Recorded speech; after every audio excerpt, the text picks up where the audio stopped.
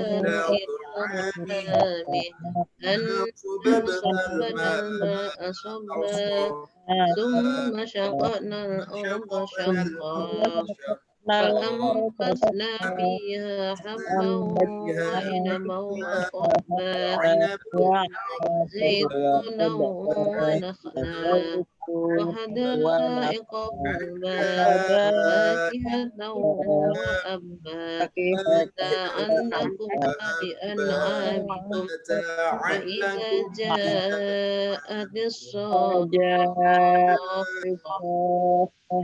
يوم يفر المرء من أخيه وأمه وأبيه وصاحبته وبنيه لكل امرئ منهم يومئذ شأن يغنيه وجوه يومئذ مسفرة ضاحكة مستبشرة ووجوه يومئذ عليها غبرة ترهقها قترة أولئك هم الكفرة الفجرة أولئك هم الكفرة الفجرة. صدق الله العظيم. Saya bacakan terjemahannya. Falyanzuril insanu ila ta'amih. Maka hendaklah manusia itu memperhatikan makanannya. Anna swababnal ma'a swabba.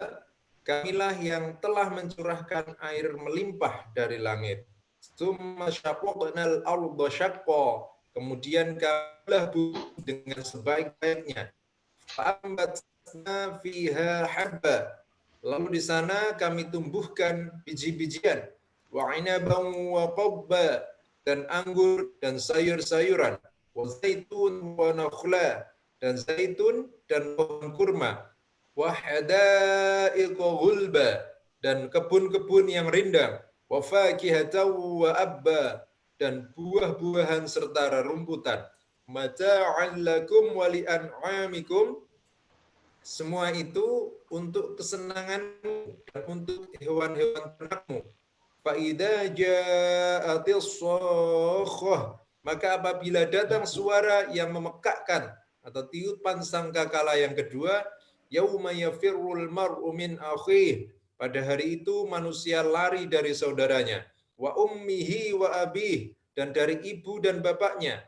Wa sahibatihi wa banih, dan dari istri dan anak-anaknya. Likulli imri'im minhum yawma idzin sya'nun yughnih. Setiap orang dari mereka pada hari itu mempunyai urusan yang menyibukkannya. Wujuhu yawma idzin musfirah. Pada hari itu ada wajah-wajah yang berseri-seri. Dhahikatum mustabshirah. Tertawa dan gembira ria. Wa wujuhu yawma idzin 'ala ghabarah. Dan pada hari itu ada pula wajah-wajah yang tertutup debu atau suram. Tarhaquha qatarah, tertutup oleh kegelapan atau ditimpa kehinaan dan kesusahan. Ulaika humul kafaratul fajarah. Mereka itulah orang-orang kafir yang durhaka. Hadirin jamaah ngaji online yang ke-9 yang dirahmati Allah, demikian pembacaan surat Abasa ayat 24 sampai dengan 42 yang kita laksanakan bersama-sama. Mudah-mudahan dengan kita mengetahui maknanya bisa semakin meningkatkan keimanan dan ketakwaan kita kehadirat Allah Subhanahu wa taala. Amin ya rabbal alamin. Berikutnya Bapak Ibu dan semuanya saja, kita akan masuk pada sesi inti, yaitu kajian online yang langsung akan diisi oleh Bapak Dr. Kiai Haji Hamim Zarkasi Putra.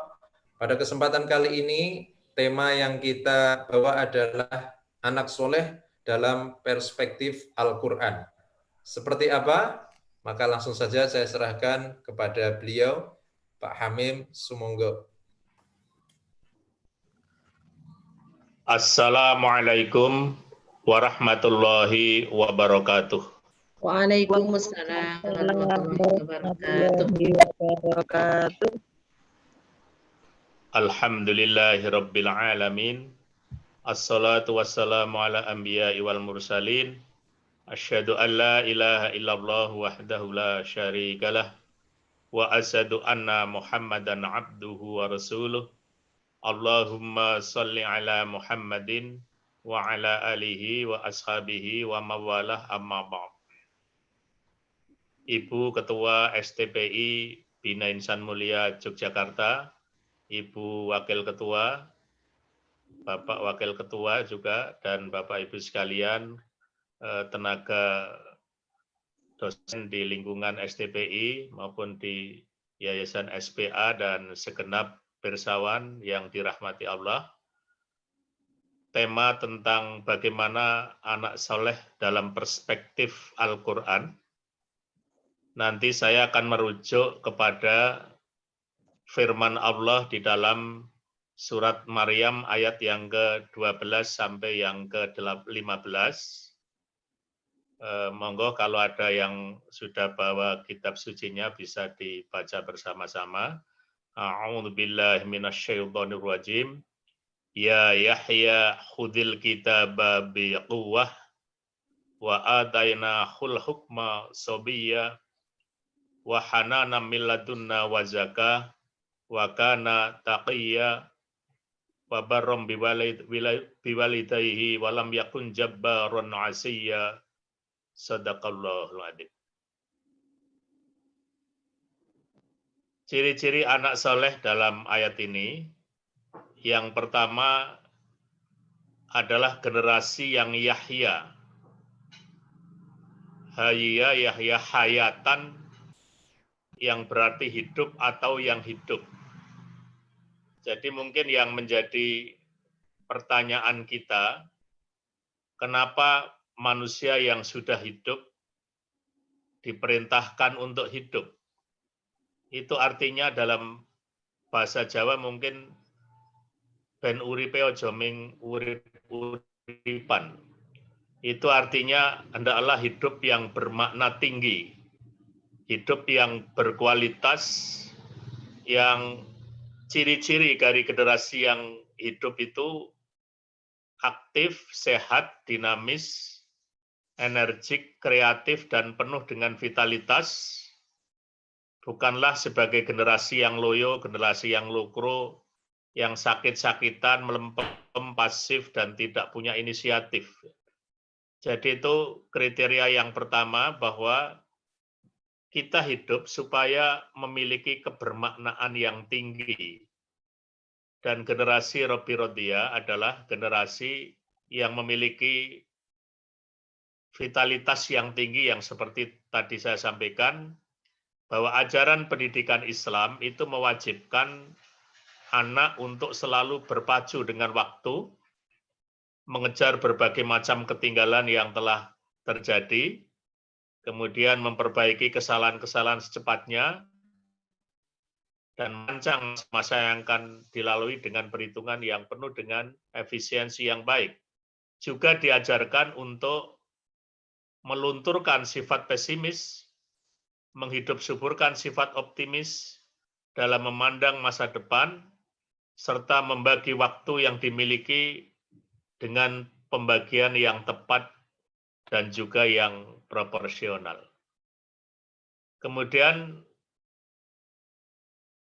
yang berikutnya adalah memiliki teguh pendirian pada Al-Quran atau pada kebenaran. Ya Yahya khudil kitaba biquwwah.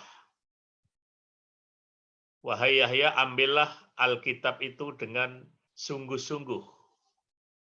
Jadi generasi atau anak yang soleh adalah yang sungguh-sungguh di dalam berpegang kepada kitab suci Al-Quran, yang indikatornya senantiasa mampu untuk membacanya, mampu untuk memahaminya, dan memiliki kekuatan untuk mengamalkan ajarannya secara total, serta mampu menyampaikan kepada orang lain. Jadi setelah kita melakukan pemahaman kepada kitab suci Al-Quran, maka langkah yang berikutnya adalah untuk mendakwahkan kepada orang lain di setiap tempat dan kondisi apapun dalam hidup ini. Al-Quran senantiasa dijadikan sebagai pedoman setiap gerak langkahnya, baik ketika situasi menguntungkan dan membahagiakannya, ataupun di saat-saat sempit, serta menyesakkan dadanya, baik berkawan maupun sendirian. Nah, sifat ini bisa diperoleh dengan selalu menginsafi bahwa tidaklah semua orang itu bisa menerima karunia mempercayai Al-Quran sebagai sesuatu yang pasti benarnya. Dan nikmat ini hanya diberikan kepada orang-orang mukmin saja, dan kita alhamdulillah insya Allah termasuk di dalam kelompok itu. Nah, setelah menerima Al-Quran sebagai satu-satunya pedoman hidup, maka terlalu naif untuk mencari sumber kebenaran lain. Satu-satunya cara yang dapat dilakukan adalah mensyukuri nikmat dan mengimani Al-Quran ini dengan tetap berpegang teguh kepadanya dalam menghadapi segala problema hidup dan kehidupan sebagaimana yang terjadi pada sekarang ini. Termasuk bapak-bapak, ibu-ibu sekalian, ketika kita besok hari akan memperingati kemerdekaan Republik Indonesia yang ke-75, maka cara kita mensyukuri dan memaknainya adalah tetap berpegang teguh kepada kitab suci Al-Quran. Kemudian yang ketiga dikatakan bahwa anak yang soleh adalah mereka yang sehat secara fisik, sehat secara mental, sehat secara moral, dan juga sehat secara intelektual. Jadi dengan istilah al-quwwah itu. Nah, sebagai konsekuensi logis dari perintah untuk tetap berpegang teguh kepada Al-Quran adalah mencari kekuatan yang memadai dan cukup untuk menjamin pendirian tersebut. Tanpa tersedianya kekuatan yang melandasi pendirian ini pastilah kita mudah untuk dihancur luluhkan, rapuh, tidak kokoh, dan akhirnya tiba saatnya untuk roboh.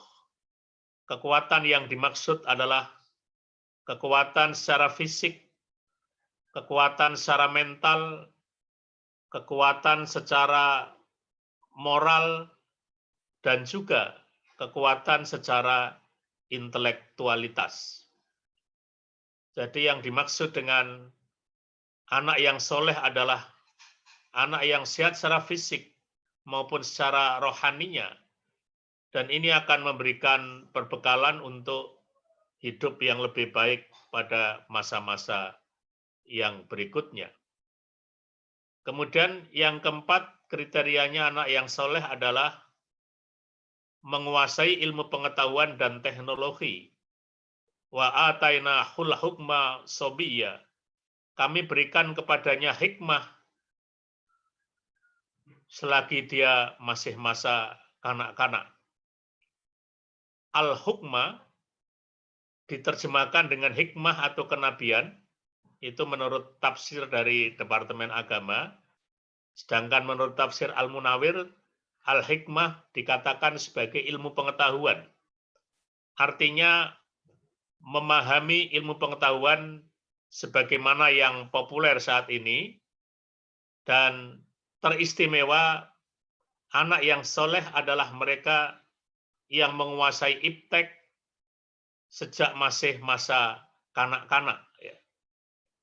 Nah, kita di STPI Bina Insan Mulia Yogyakarta ini merupakan suatu lembaga pendidikan yang strategis untuk mempersiapkan anak-anak yang soleh yang memahami, menguasai ilmu pengetahuan dan teknologi sejak masa masih usia dini, sejak anak usia dini, kemudian usia pendidikan dasar dan seterusnya.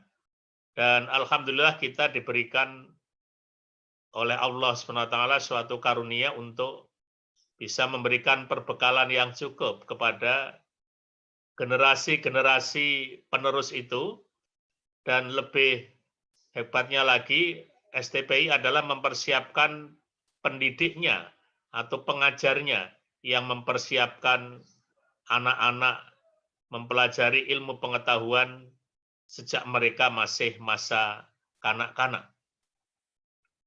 Kemudian yang berikutnya, wahanana min ladunna, dan rasa belas kasihan yang mendalam dari sisi kami.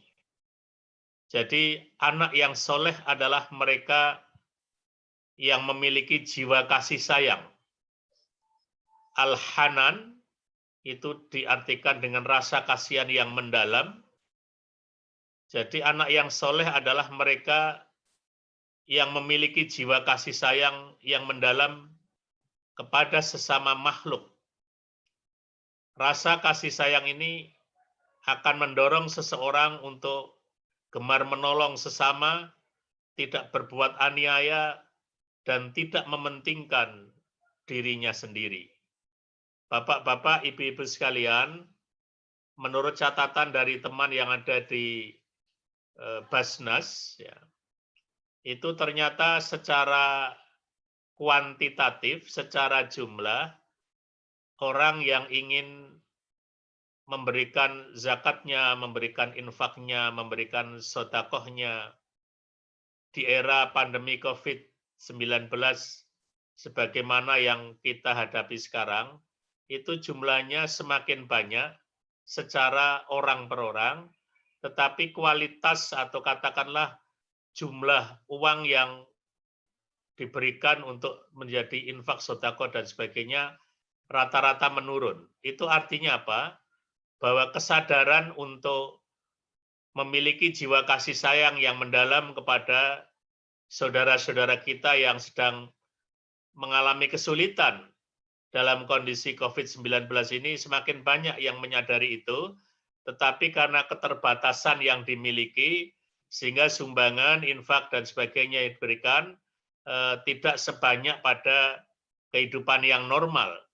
Tapi kesadaran bahwa indahnya berbagi, indahnya membantu orang lain, itu sudah menjadi suatu ikon yang terjadi di masyarakat kita, dan kita menolong tanpa pamrih, semata-mata mencari ridho Allah SWT, dan ini adalah sesuatu yang sangat bagus untuk memberikan pendidikan kepada anak-anak kita juga. Oleh karena itu, beberapa lembaga pendidikan tingkat dasar maupun tingkat usia dini, itu kan kemudian mengajak anak-anaknya untuk datang ke panti asuhan, ke tempat panti jompo dan sebagainya, itu supaya mereka jiwanya terasa untuk melihat ternyata masih banyak saudara-saudara kita yang membutuhkan pertolongan kita. Dan suatu saat pun barangkali kita juga akan menjadi orang yang seperti itu. Nah, oleh karena itu, disinilah bapak-bapak, ibu-ibu sekalian, setiap kesempatan grup WA dan yang lain-lain itu kan senantiasa mengingatkan kepada kita sekalian akan arti pentingnya memiliki jiwa kasih sayang kepada orang lain dengan cara memberikan sebagian dari apa yang kita miliki untuk kepentingan-kepentingan mereka. Kemudian kriteria atau ciri yang berikutnya adalah memiliki jiwa yang bersih, az-zakah, ya, dan memiliki kesucian dari dosa.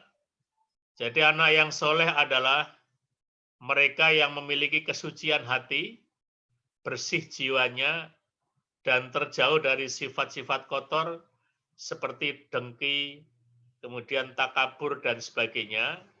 Dan jiwa yang bersih ini tercermin dalam tata pergaulannya sehari-hari yang menjadikan orang lain semakin simpati kepadanya, semakin tertarik kepadanya, karena apapun yang dikerjakan adalah segala sesuatu yang dituntunkan oleh ajaran agama kita.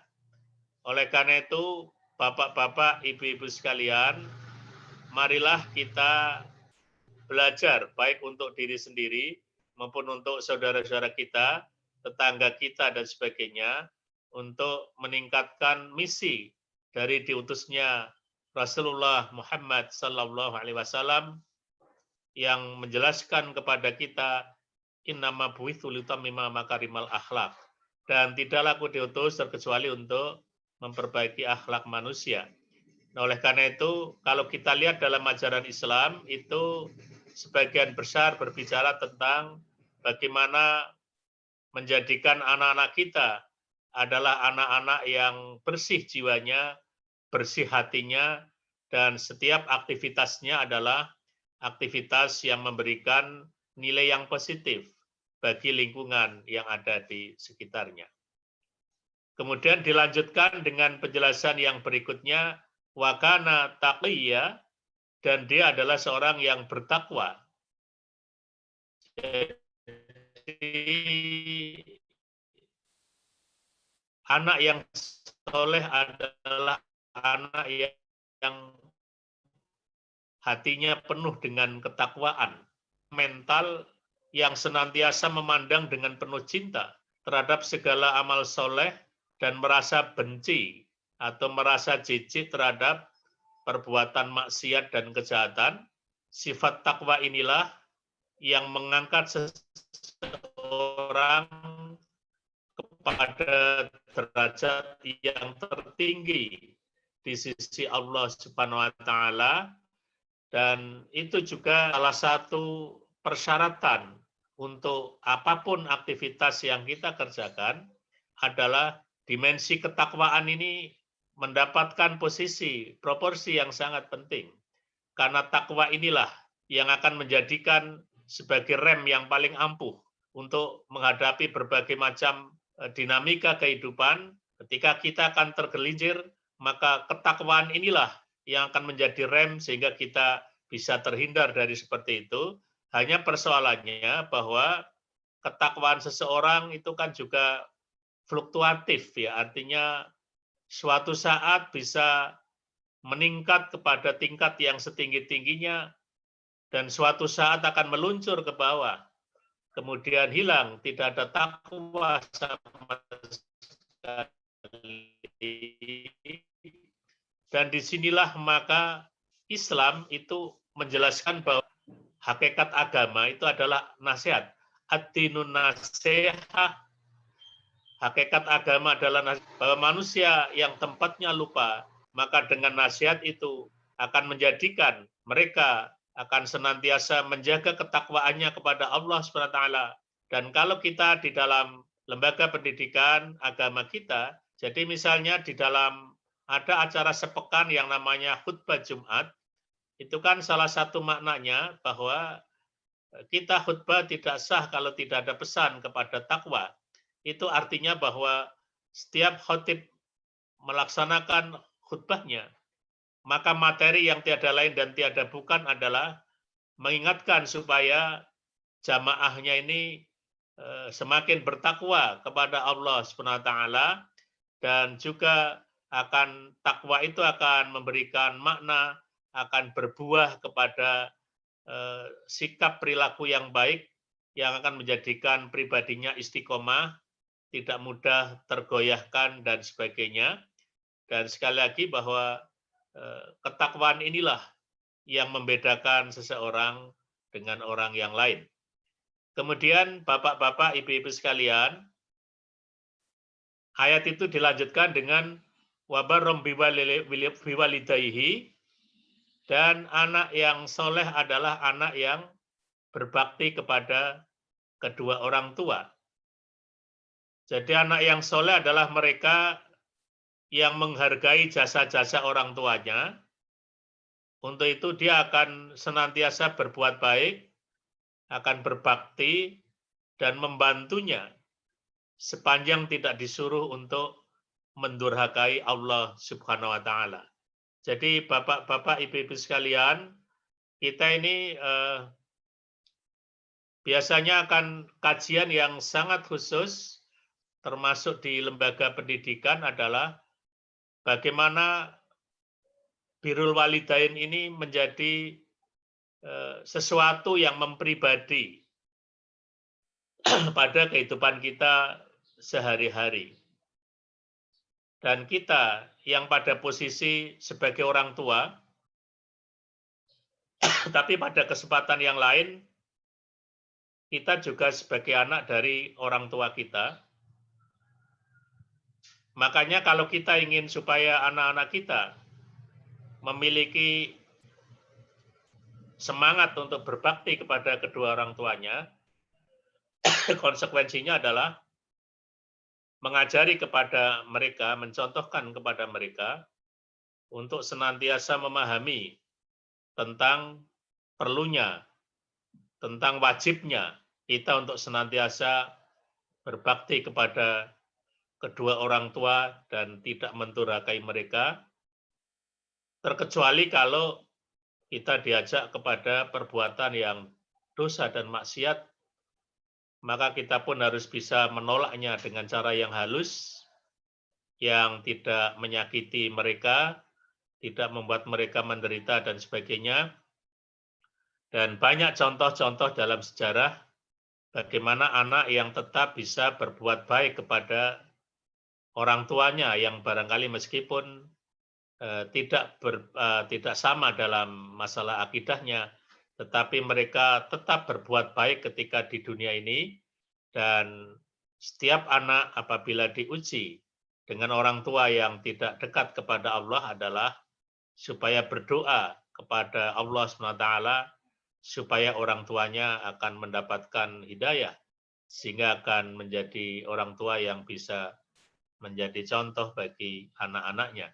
Nah, bapak-bapak, ibu-ibu sekalian yang dirahmati Allah, jadi lawan dari birrul walidain adalah uququl walidain, durhaka kepada kedua orang tua. Kalau dosa-dosa yang lain itu barangkali semuanya akibatnya adalah di akhirat, tetapi kalau uququl walidain ini berbuat durhaka kepada kedua orang tua, itu akibatnya ada juga yang cash langsung dirasakan di muka bumi ketika masih di dunia ini, apalagi nanti kalau kita sudah dipanggil oleh Allah Subhanahu wa taala, maka itu jelas adalah melakukan suatu dosa besar. Oleh karena itu, bapak-bapak, ibu-ibu sekalian, sekali lagi marilah kita mengarahkan, mendidik kepada anak-anak kita supaya menghargai, menghormati pengorbanan dari kedua orang tua, dan juga dengan orang tua yang lain. Di situ nanti ada guru di sekolah, ada guru di masyarakat, di TPA, dan sebagainya. Maka anak-anak kita pun harus diajarinya untuk bagaimana bisa memberikan penghormatan, berbakti kepada mereka, dan jangan sampai menyakiti mereka. Jangan sampai membuat hati mereka tidak senang dan sebagainya. Bapak-bapak, ibu-ibu sekalian, adapun ciri-ciri yang berikutnya adalah tidak berjiwa sombong dan tidak durhaka. Walam yakun jabbaron asiyya, dan bukanlah dia orang yang sombong lagi durhaka. Jadi anak yang soleh, yang berakhlak mulia dan senantiasa menghindarkan diri dari akhlak yang tercela, untuk itu dia akan memiliki jiwa yang tidak memiliki jiwa sombong, tidak memiliki jiwa angkuh, tidak durhaka, dan sebagainya. Sebagaimana para winasis kita dulu, orang-orang kita dulu, orang tua kita dulu, di dalam mengajarkan tentang jangan sampai ada kesombongan pada anak-anak kita, bisa melalui lagu-lagu, bisa melalui mocopa dan sebagainya. Yang itu intinya adalah bagaimana menjadikan, memperhalus hati dari anak-anak kita. Ya. Misalnya ada tembang Jawa yang mungkin bisa menjadi catatan bagi kita sekalian. Ana pocapanipun ati guna, ati kang atigung, liman atikang atigung pan esti, ati guna ulo iktu, telu pisan mati sampyo. Si kijang ambekipun angendelken kebat lampahipun, kan si gajah angendelken ageng inggil. Kula ngendelakun niku matine kalamun nyakot. Nah, jadi ini memberikan kisah bahwa orang yang kalau punya berbagai macam fasilitas kadang-kadang tidak lulus dalam bentuk kesombongan yang oleh Winasis dulu, kesombongan itu bisa digambarkan dengan liman itu gajah, kemudian ular, kemudian yang ketiga kijang. Itu kan masing-masing punya kelebihan-kelebihan sendiri. Ya. Gajah mengandalkan tinggi besar, kuat, gitu ya. Langkahnya cepat.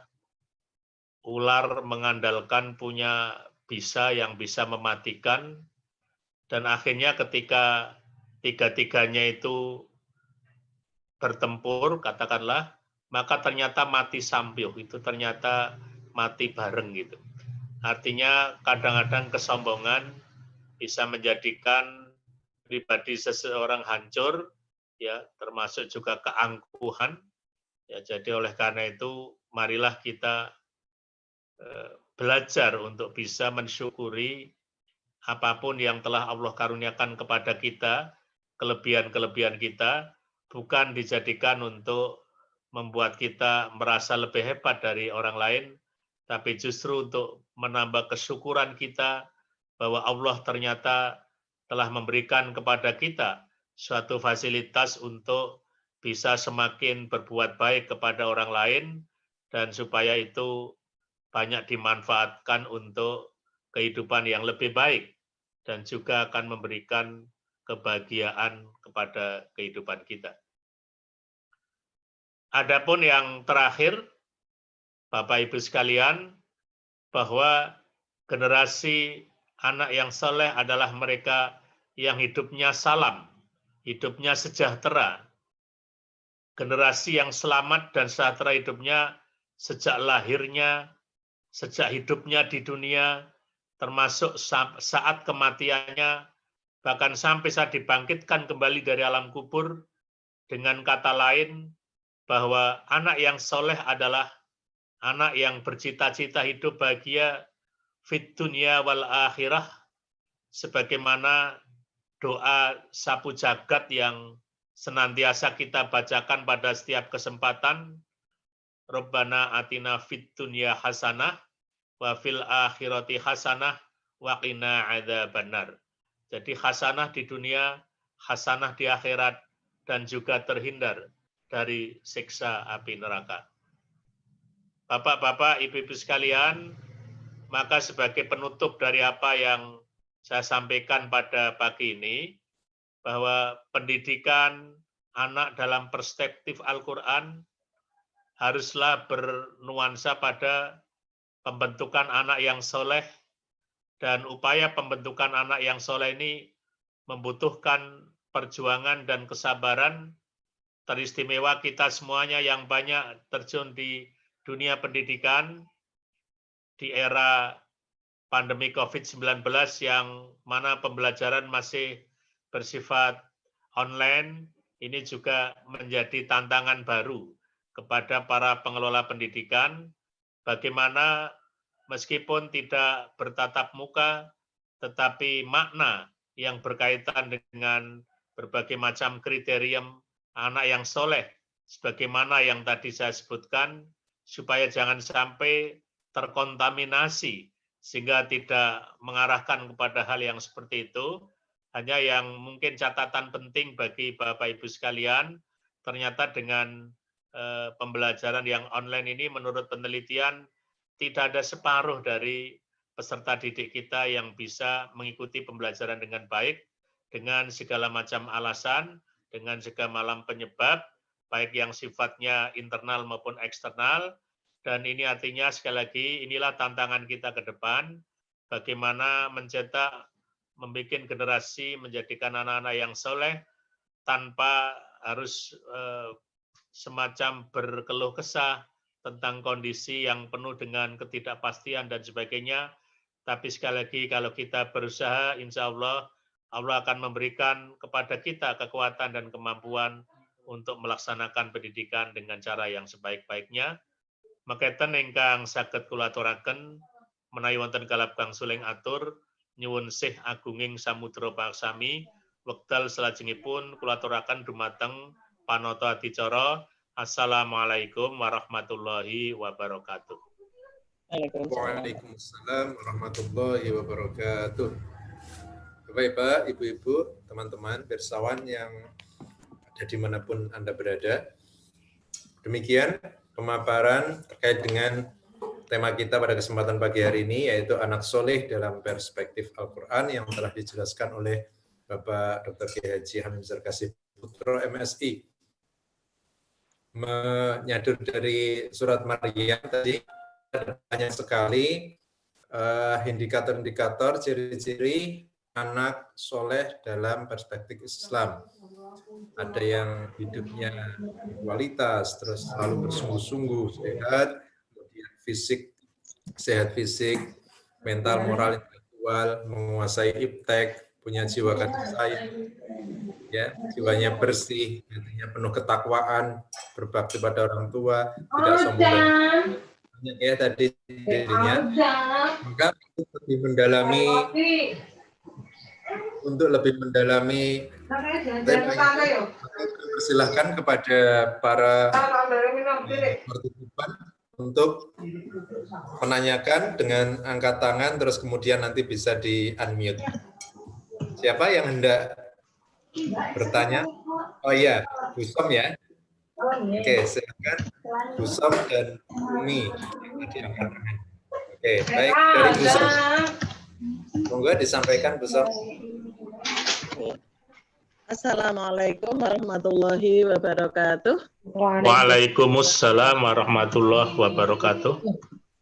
Alhamdulillahirrahmanirrahim. Pagi ini kita sama-sama tetap masih bisa istiqomah dan semoga saja ini istiqomahnya itu terus ya, jadi tidak sekedar sampai di sini karena saya amati ini tidak banyak yang bisa ikut gitu. Mungkin monggo Bu Zub ini sebelum bertanya Pak, para karyawan-karyawannya saya perhatikan kok belum ada gitu. Padahal kalau kita ini ya memang sangat butuh, tapi kan mereka juga sangat butuh itu. Berikutnya gini Pak Amin, kita ini sebagai orang tua tahu ya entah seberapa kita tahu bagaimana yang disampaikan Pak Hamim tadi itu luar biasa. Hanya saja mungkin saya sedikit matur bagaimana caranya begitu, nggih. Ini untuk semuanya saya pikir. Orang tua itu mewariskan jiwa-jiwa pejuang bagi putra-putrinya. Karena kadang orang tua ini juga karena kondisi seperti ini yang penting tuh anak ini pokoknya punya pendidikan yang bagus, terus hidup yang bagus, bisa kerja, terus kadang waktunya habis untuk kerja, punya rumah, punya kendaraan, semuanya bisa, tapi kadang bagaimana ia untuk memperjuangkan umat itu kadang kurang gitu. Jadi harapannya itu kan umpamanya kayak Pak Hamim, putra-putranya harapannya juga mungkin selain juga bekerja ini dan sebagainya juga ya, gitu. Harapannya kan begitu. Umpamanya Zubaidah gitu ya. Orang tua seperti itu, anak-anaknya tentu juga tidak lepas, tidak sekedar maaf ya, tidak sekedar yo kerja yo omah-omah yo iki gitu loh maksudnya itu. Jadi bagaimana cara mewujudkan itu tetap bisa menyempatkan dirinya kalau kerja dari pagi sampai maghrib malam ki yo berjuangnya yo bengi gitu loh. Yo entah lewat apa, ya mungkin selama ini mungkin lewat apa namanya hartanya begitu. Tapi namanya perjuangan tuh memang bisa lewat beberapa faktor gitu. Tapi monggo gimana caranya supaya titisan-titisan kita semuanya ini ada pada anak gitu. Pak Hamim tuh saya perhatikan sehari bisa minum untuk berdakwah begitu. Nah, monggo ini gimana caranya supaya kita tetap menitis ke putra-putri kita semuanya. Mungkin itu. Assalamualaikum warahmatullahi wabarakatuh. Waalaikumsalam warahmatullahi wabarakatuh. Kita sambungkan ke Bu Umi dulu. Supaya nanti siapa tahu bisa digabung begitu penjelasannya, Pak. Oke, monggo Bu Umi. Ya, baik. Sudah masuk ya suaranya? Baik, terima kasih. Assalamualaikum warahmatullahi wabarakatuh. Waalaikumsalam warahmatullahi wabarakatuh. Ya, alhamdulillah. Terima kasih Pak Hamim. Sehat semuanya, Nje? Alhamdulillah sehat ini. Ya. Alhamdulillah ini tadi apa yang sudah disampaikan oleh Pak Hamim menarik sekali ya. Jadi kriteria anak soleh kalau saya catat di sini ada 5 begitu ya. Dengan segala penjelasannya yang saya kira ini meskipun sudah sering kita dengar tapi ada perspektif baru. Itulah keistimewaannya ketika kita menuntut ilmu ya, selalu ada sesuatu yang baru. Baik, ini begini Pak Hamim, seperti yang tadi Bapak ngendikakan juga. Jadi sekarang ini kan kita posisinya selain menjadi anak ya, berusaha untuk menjadi anak yang soleh, tapi ternyata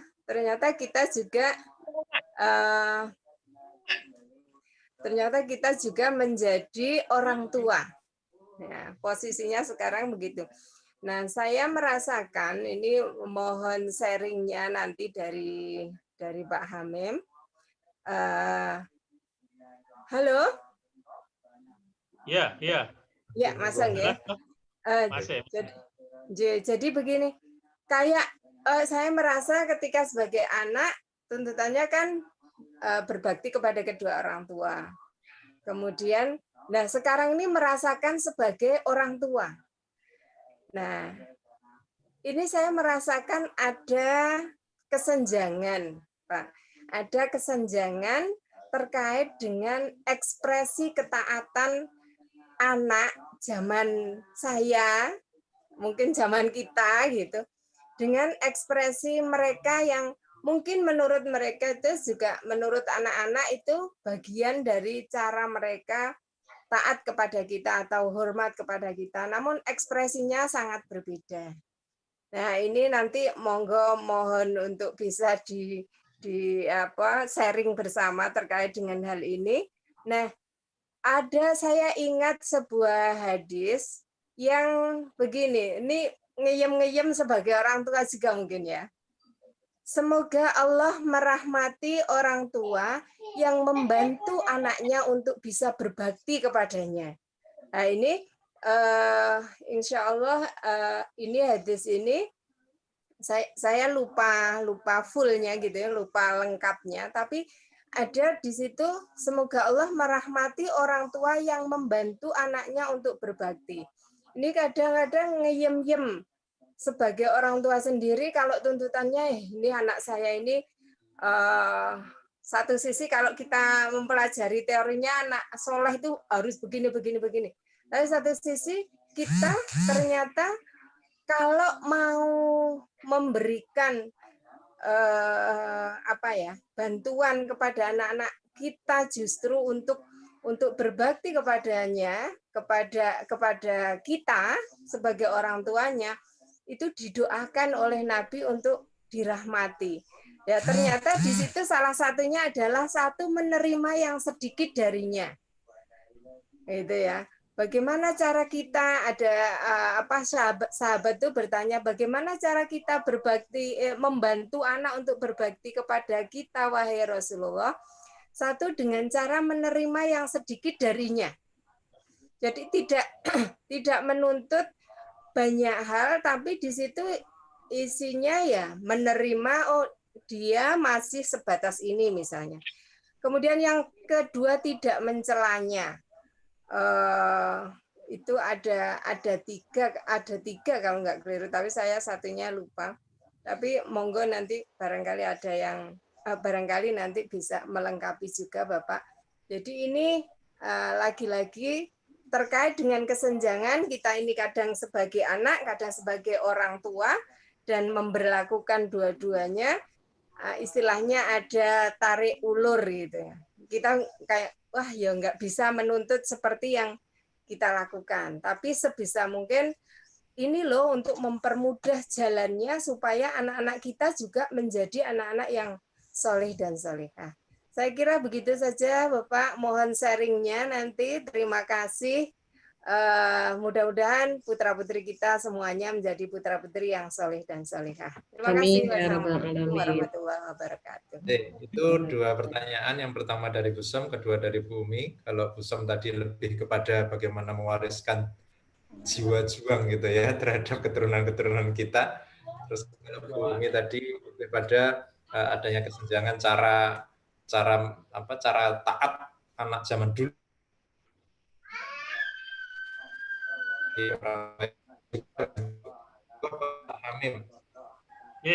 Sebelum saya menjawab, saya ingin memberikan apresiasi kepada yang pertama Pak Dr. Suharyono dari Kalimantan Timur. Ini Assalamualaikum warahmatullahi wabarakatuh. Waalaikumsalam warahmatullahi wabarakatuh. Dan ini sahabat semuanya. Ya. Saya ingin mendapatkan gambaran dari Pak Haryono salah sebagai orang yang alumni dari IKIP Yogyakarta, tapi juga alumni dari Lemhamnas, mungkin bisa menjelaskan perspektif lain tentang anak yang soleh gitu ya. Terus apresiasi yang kedua, ini ponakan saya dari Rio, Dr. Ani Masudah, spesialis anak. Ini kelihatannya juga gabung. Ya. Nah, Mbak Ani, saya justru ingin ada gambaran dari dua orang ini. Hanya kebetulan dua-duanya sama-sama dari Mirit ini. Ya, cuma yang satu di Rio, di Kaltim. Jadi sebelum saya menjawab, saya minta monggo Mas Dr. Suharyono untuk memberikan komentar apa yang saya sampaikan, termasuk tadi yang ditanyakan oleh Ketua STPI kita, Bu Dr. Umi Faiza. Monggo, Mas Haryono dulu. Siap. Terima kasih. Assalamualaikum warahmatullahi wabarakatuh. Waalaikumsalam warahmatullahi wabarakatuh. Mohon izin Ustadz Kanjeng, ini mohon maaf saya juga sampaikan juga. Ini kami cari sinyal, kadang sinyalnya putus sambung, jadi saya pindah tempat. Tapi jelas kok, suaranya jelas, tidak putus. Oh, siap. Siap. Jadi yang pertama saya bersyukur, alhamdulillah diberi kesempatan untuk bersilaturahim. Ini kami di lantai atas ini biar sinyalnya bagus. Salam hormat untuk semuanya. Mudah-mudahan di tengah COVID-19 yang semakin tidak menentu, justru di tempat kita zona merah semakin banyak. Jadi ternyata harus menjadi basis untuk ujian keimanan. Ini mungkin satu hal yang perlu dicatat. Yang kedua, kalau dilihat dari paradigma baru, bagaimana kondisi Indonesia saat ini di tengah COVID-19, itu memacu adrenalin tiap orang sekaligus rasa takut dan was-was karena disiplin secara nasional ini masyarakat kita tuh masih jauh dari harapan. Misal di pasar-pasar kita bisa hitung dalam satu kerumunan massa berapa orang yang memakai protokol kesehatan. Itu juga menjadi bagian yang memprihatinkan untuk kita. Kemudian kaitan dengan bagaimana bahasa sederhananya menciptakan anak yang soleh itu, kalau dari ilmu kedokteran, mohon izin karena istri saya juga dokter nih, mohon maaf. Jadi sebetulnya dimulai dari sebelum dari pranikah. Jadi sebetulnya untuk membuat anak soleh itu sistemnya itu harus dibangun dari pola pendidikan pranikah, baru kemudian nikah. Nah, dengan nikah itu kan nanti menjadi menjadi keluarga yang sakinah mawaddah warahmah, basisnya Al-Quran, jadi landasannya itu, baru kemudian nanti kan akan punya anak dan seterusnya. Jadi siklusnya cukup panjang, kemudian pada giliran tentu akan menjadi orang tua. Dari orang tua itu sendiri pun akan satu sisi, kalau model-model seusia kami semua ini kan, satu sisi kita sebagai anak, sisi yang lain sebagai orang tua. Itu perlu semacam strategi. Nah, strategi yang paling efektif adalah kalau ada hal-hal yang negatif, itu jangan ditunjukkan di depan anak kita. Kalaupun ada konflik, adapun pasti ada lah namanya di rumah tangga, anak kita jangan sampai tahu. Begitu pula yang paling mendesak adalah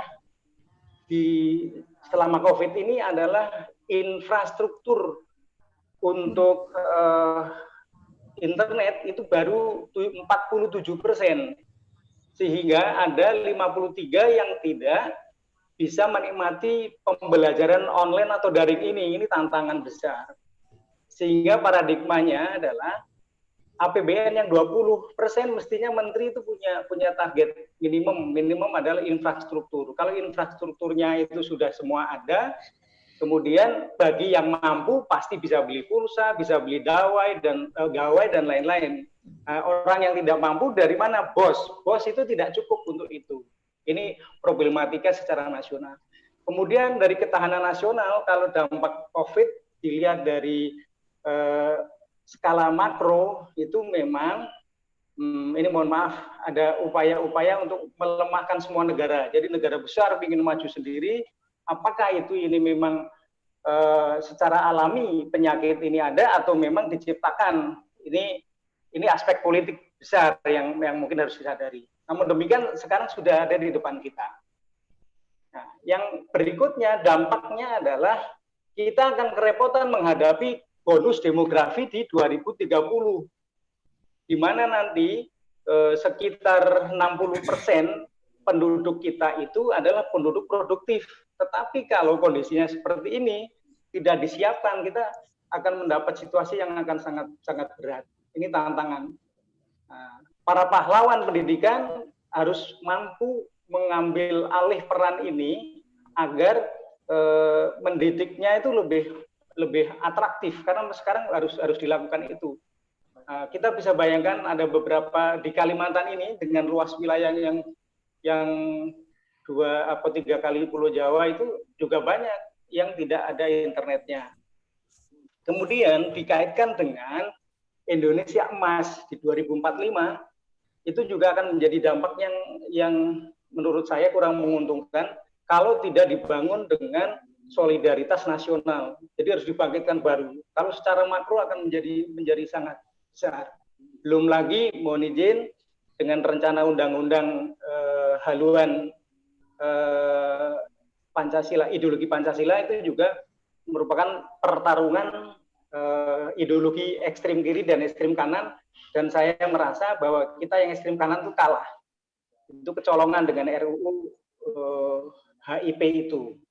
Nah, ini banyak hal. Jadi memang harus dilakukan nanti di mapping semua permasalahan, diidentifikasi, baru dicari solusi alternatif. Itu memang sangat besar. Kemudian kalau boleh menyampaikan sharing, ini kan rencana akan ada pemindahan ibu kota. Nah, kebetulan disertasi saya tentang ini. Jadi banyak aspek yang harus disiapkan. Pemindahan ibu kota tidak akan serta-merta 5 tahun itu bisa dilakukan, 10 tahun bisa dilakukan, mungkin bisa 25 atau jangka menengah, kemudian pertama kedua. Ini bagi sasaran yang lebih besar. Ditambah lebih crowdednya politik dinasti ini semakin begitu menguat. Itu hari ini ada sekitar 170 orang di DPR pusat itu yang berasal dari politik dinasti. Kepala daerah ada 117, dan ini di 2020 ini mungkin mohon izin kita semua menyaksikan seberapa getolnya para penguasa menanam tadi biar netes, biar seperti bapaknya. Ini sebetulnya tidak etis dari kalangan ini. Jadi sharing saya yang terakhir, marilah kita tetap menjaga ukhuwah Islamiyah kita, bukan hanya untuk orang Islam, tapi kita untuk rahmatan lil alamin, bangunannya itu, dan mohon nanti pengajian ini lebih di-share untuk semua alumni, Mas Ustadz. Itu aja, mohon izin sharing saya, mungkin agak sedikit memberi wawasan secara nasional. Ini saya belum bicara geopolitik dan geostrategi, tapi suatu saat kalau dibutuhkan insya Allah sharing. Mohon maaf kalau ada kekurangan. Yun agunging pangaksami. Assalamualaikum warahmatullahi wabarakatuh. Waalaikumsalam warahmatullahi Ini wabarakatuh. berikutnya Dr. Aryuni Masuda, spesialis anak dari Rio, kelihatannya sudah akan memberikan wawasannya. Monggo, Mbak Ani. Yes, monggo. Assalamualaikum warahmatullahi wabarakatuh. Waalaikumsalam warahmatullahi wabarakatuh. Matur nuwun Pak De, kadangipun saya kebetulan keponakannya Pak Hamim, ya Bapak Ibu. Jadi alhamdulillah, terima kasih untuk kesempatannya. Kalau saya untuk menghadapi dunia kekinian yang berhubungan dengan topik yang tadi Pak Dihamin bawakan, memang sepertinya dunia makin hektik, makin runyam. Tapi saya lebih memilih di tataran keluarga. Jadi di sini saya lebih memilih sesuai dengan topiknya, alhamdulillah kebetulan, menginternalisasi Al-Quran dalam kehidupan sehari-hari, dalam kehidupan keluarga kita. Dan ternyata itu alhamdulillah sangat efektif untuk mengusir kebosanan di era pandemi.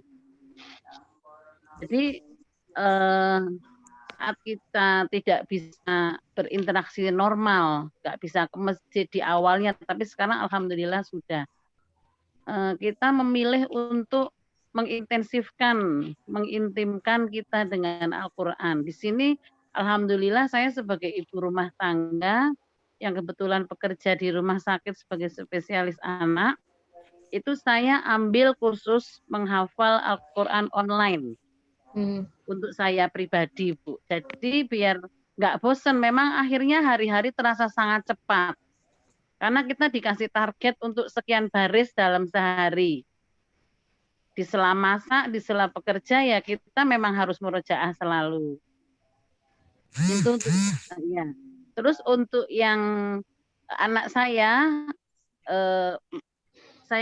sebagai dokter anak, kita sudah sering berdiskusi internal di antara IDAI, kata Dokter Anak Indonesia, bahwa pandemi ini tidak akan segera berakhir.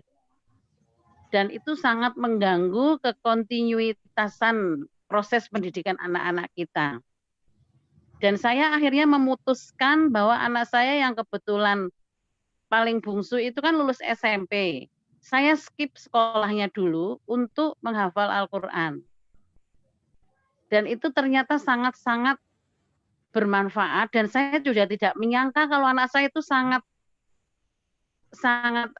enjoy dia itu menjalani aktivitas tahfiznya setiap hari. Alhamdulillah semuanya berkat pertolongan Allah. Jadi saya sebenarnya sudah lama berencana untuk dia skip untuk menghafal sebelum masa pandemi terjadi. Tapi ternyata pandemi justru malah menguntungkan, karena apalagi setelah tahun ajaran baru sistem daring, anak saya ini kebetulan alhamdulillah berprestasi dulu ranking 1, ya minimal ranking 2. Dia melihat fenomena teman-temannya yang menjalani daring itu tidak bahagia, Bu, Pak D. Jadi daring itu sebenarnya proses yang tidak membahagiakan anak-anak. Itu yang saya ambil kesimpulan, karena anak saya bilang gini, mah untung Amira nggak sekolah ya. Aduh, masa teman Amira itu cuma dikasih tugas habis itu disuruh ngumpul. Gimana ya kok bisa ya? Dan yang lucunya teman anak saya ini malah tanya ke anak saya, dikiranya dia bisa, padahal dia kan sudah skip dari pendidikan normal. Jadi anak saya itu menjalani proses santri daring. Kebetulan alhamdulillah kita dapat guru dari ustazah dari Al-Kahfi Bogor yang lumayan qualified insya Allah. Artinya dalam proses tahfiz ini sangat intensif walaupun via daring. Bagi saya itu saya beruntung sekali, alhamdulillah. saya tidak merasa menyesal anak saya tidak sekolah dulu. Jadi memang dan itu ternyata membuat suasana internal keluarga itu jauh dari bosan, jauh dari apa ya, tidak menyenangkan. Semuanya jadi lebih berbahagia, terimbas dari kebiasaan dia menghafal tuh terdengar dari kamarnya itu sangat keras. Itu saya sebagai ibu, saya sangat bersyukur. Jadi dari situ saya bisa mengambil apa ya, nilai bahwa ternyata berintim-intim dengan Al-Quran di masa pandemi ini sangat-sangat menguntungkan. Karena otomatis kita dekat dengan Allah. Karena kita sebelum bicara kita habluminallah ini berintim-intim dengan wahyunya Allah yang mulia aja sudah merasa sangat nyaman. Itu yang saya ambil hikmahnya. Terus yang kedua, di era pandemi ini alhamdulillah mungkin di yang Bapak yang sebelum saya Pak Fuad yaitu masalah daring, masalah internet yang ketiadaan fasilitas sama di apa namanya di daerah masing-masing. Sebenarnya banyak sekali solusi yang bisa ditawarkan untuk itu. Salah satu adalah mengaktifkan masjid. Mari kita pasang internet, jaring internet di masing-masing masjid yang punya kekuatan ekonomi, kita menyumbang wifi, kita undang anak-anak jamaah kita untuk belajar daring di situ. Jadi sebenarnya seandainya kita berpikir panjang, tidak ada yang sulit walaupun di era pandemi. Ya, jadi intinya tadi bagaimana seperti yang Pak Dihamim tadi utarakan, bagaimana kita itu mendidik menjadi anak soleh yang sesuai dengan nilai-nilai Quran. Itu memang semuanya betul-betul setuju sekali dengan apa yang Pak diutarakan. Dan itu saya mencoba dalam tataran practically.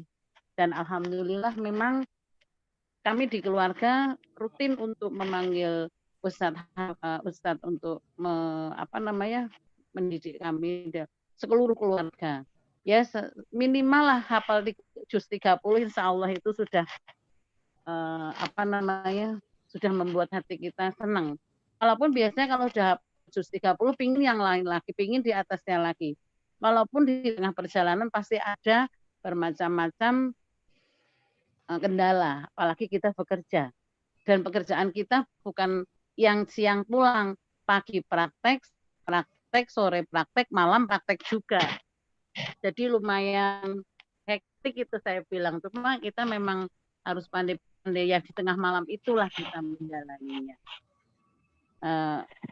Yang ketiga, ya apa yang kita jalankan, apa yang kita rasakan sebagai suatu kebahagiaan, kita sondingkan ke komunitas kita. Dokter yang bekerja di rumah sakit, saya biasanya akan bilang ke perawat saya di lingkungan kerja ya, ini aja ngambil aja dosen ustazah tahfiz yang online, jadi anak-anak nggak pada capek, pada bosan di rumah. Itu aja saya berusaha yang saya rasakan itu membahagiakan, menyenangkan dan menenangkan itu di sekitar tempat kerja saya. Mungkin belum saya tidak levelnya tidak terlalu luas, tapi setidaknya kita bisa memberi contoh. Sebenarnya yang namanya pengajaran itu kita banyak dicontoh di kita, lalu kita karena orang pasti akan memandang kita apa ucapkan itu sama dengan yang kita jalankan. Jadi yang pasti di era pandemi ini tidak ada alasan kita untuk galau, untuk risau, asal kita berintim dengan yang kita. Satu lagi Pak D. Jadi walaupun kita itu bukan berarti anak kita itu tidak belajar. Alhamdulillah sih dari sisi akademik anak saya masih normal. Walaupun kelihatannya sibuk. Yang pertama alhamdulillah udah hampir lulus dari ITB. Yang kedua baru masuk di Fakultas Kedokteran UGM di IUP. Jadi sebenarnya kalau kita balance semuanya akan berjalan baik-baik saja. Matur nuwun, nyuwun sewu, wallahu alam bisawab. Assalamualaikum warahmatullahi wabarakatuh. Waalaikumsalam warahmatullahi wabarakatuh.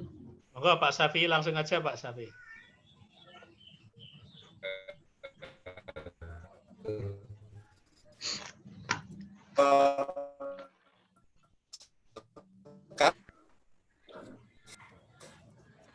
Langsung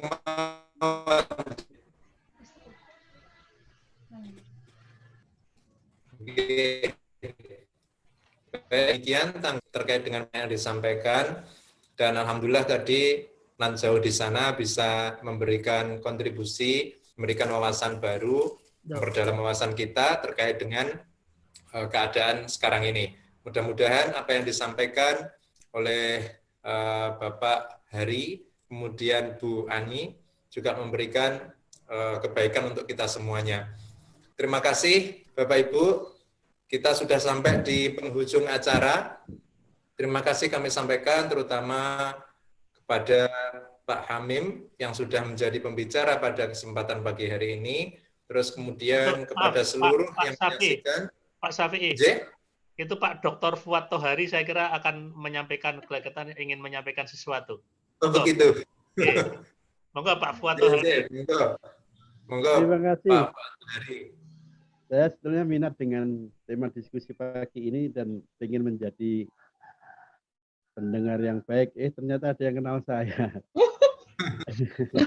Amin, kenapa? Baik. Saya akan mulai, kalau boleh waktunya 3 menit aja ya, jangan lama-lama. Oh, siap. Bahwa tipologi dalam Al-Quran itu paling tidak ada 3 macam. Ada anak yang sekedar menjadi banggaan di dunia, tetapi di akhirat itu tidak bisa menyelamatkan diri maupun menyelamatkan orang tua keluarganya. Dalam Al-Quran, istilah yang disebut untuk anak yang sekedar menjadi kebanggaan dunia dengan ayatnya al-malu wa banunu zinul hayatid dunya. Zinatul hayatid dunya. Itu. Kemudian ada bagi jenis anak yang kedua. Anak ini tidak bisa menjadi kebanggaan di dunia, tapi bahkan menjadi laknat, dimaki-maki masyarakat, menjadi sampah masyarakat, membawa aib untuk warga. Dalam Al-Quran, ungkapan untuk menunjuk jenis anak ini di ayat innama amwalukum wa auladukum fitnah. Jadi kalau kita punya harta itu tidak bisa dikelola dengan baik. Kita punya anak itu tidak didik dengan baik, maka anak itu akan hanya menjadi fitnah, menjadi bencana, menjadi ujian di keluarga, bagi masyarakat dan sebagainya. Nah, jenis atau tipologi anak yang ketiga itu diistilahkan dengan anak soleh. Ada 2 penyebutan menunjuk anak yang baik yang bisa memberikan manfaat di dunia dan akhirat. Pertama soleh, kedua dzurriyyah thayyibah. Seperti doanya Nabi Ibrahim di surat As-Saffat, bihabli as-solihin. Ya Allah, berikanlah kami, anukanlah kepada kami anak-anak yang doanya Nabi Ibrahim itu ketika usianya menjelang 1 abad. Mirip dengan dialami Nabi Zakaria, usianya menjelang 1 abad juga belum punya anak, maka doa yang sering dibaca, Rabbana hablana ladunka dzurriyyatan thayyibatan innaka sami'ud du'a.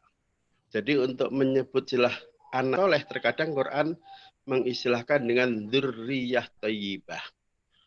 Bagaimana untuk menciptakan anak soleh? Tadi ada salah satu narasumber yang sudah cerita, diawali dari memilih jodoh, memilih suami istri. Kemudian pada waktu sudah jadi suami istri, jangan lupa ketika ibadah hubungan suami istri diawali dengan baca basmalah. Setelah itu jangan lupa hanya makan rezeki-rezeki yang baik, yang halal. Setelah itu ketika anak lahir, tuntunan memperlakukan anak mulai diadzani, diiqomai, dikasih nama yang baik, dididik yang baik, dikasih rezeki yang paling halal. Itu semua nanti menjadi salah satu sarana untuk menciptakan anak-anak yang soleh. Nah, hubungannya anak dan Quran. Jangan lupa Quran itu diturunkan sebagai kitab hidayah bagi manusia. Nah, sekarang ini kecenderungannya orang tua hanya bangga ketika hafal Quran. Itu boleh saja bangga, tetapi sebetulnya arahnya tidak sekedar hafal Quran. Selain hafal, sebaiknya juga paham setelah paham Al-Quran, sebaiknya itu diamalkan. Itu salah satu sarana untuk menjadikan Quran itu sebagai bentuk hidayah. Dalam sejarah yang sangat kelam kita bisa baca orang-orang yang khalifah terbaik itu semuanya hafal Quran. Bahkan ada pengajar Al-Quran yang membunuh Sayyidina Utsman, yang membunuh Sayyidina Ali, itu semuanya hafal Al-Quran. Tapi mungkin nggak diimbangi dengan pemahaman yang baik, tidak diimbangi dengan kesulitan untuk mengamalkan isi Al-Quran. Justru orang-orang yang hafal Quran itu dengan hafalannya dan kemudian lupa bahwa ada perintah kedua setelah hafal itu harus dipahami dengan baik, dan setelah dipahami harus diamalkan dalam kehidupan sehari-hari. Rasulullah sendiri pernah mengatakan, sahabat-sahabat itu akan sulit untuk menghafal Quran. Sementara nanti di akhir zaman, Quran itu akan mudah dihafal. Itu adalah salah satu hadis. Nah, kenapa kok sulit menghafal Quran? Itu karena sahabat itu tidak mau menghafal satu ayat sebelum bisa mengamalkan dalam kehidupan sehari-hari. Nah, sekarang ini trennya belum tahu isinya, belum juga diamal, tapi sudah berlomba-lomba dihafalkan. Nah, sebetulnya menghafal itu tidak jelek, tidak buruk.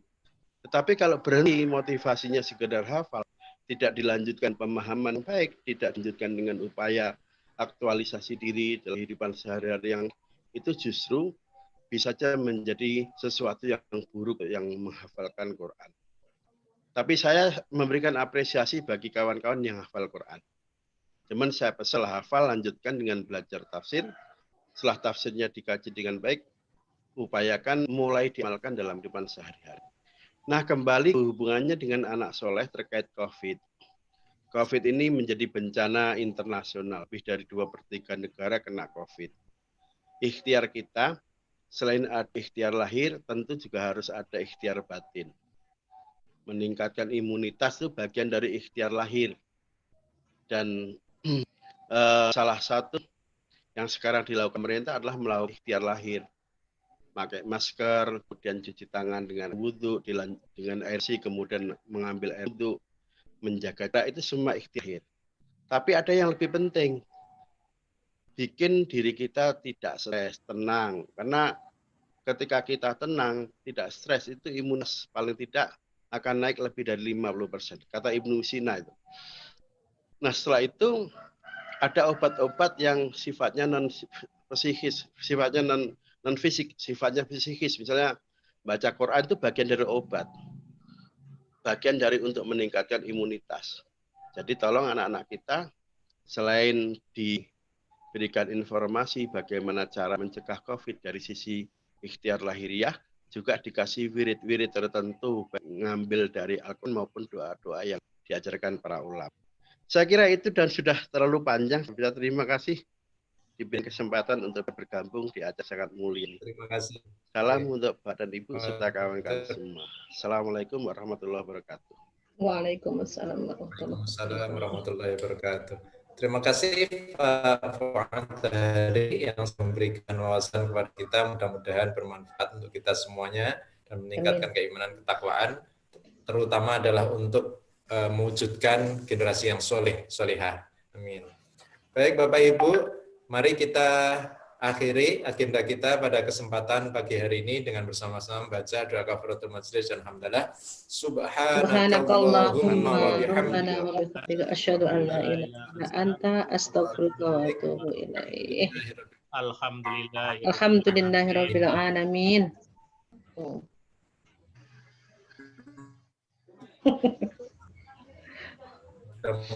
Jadi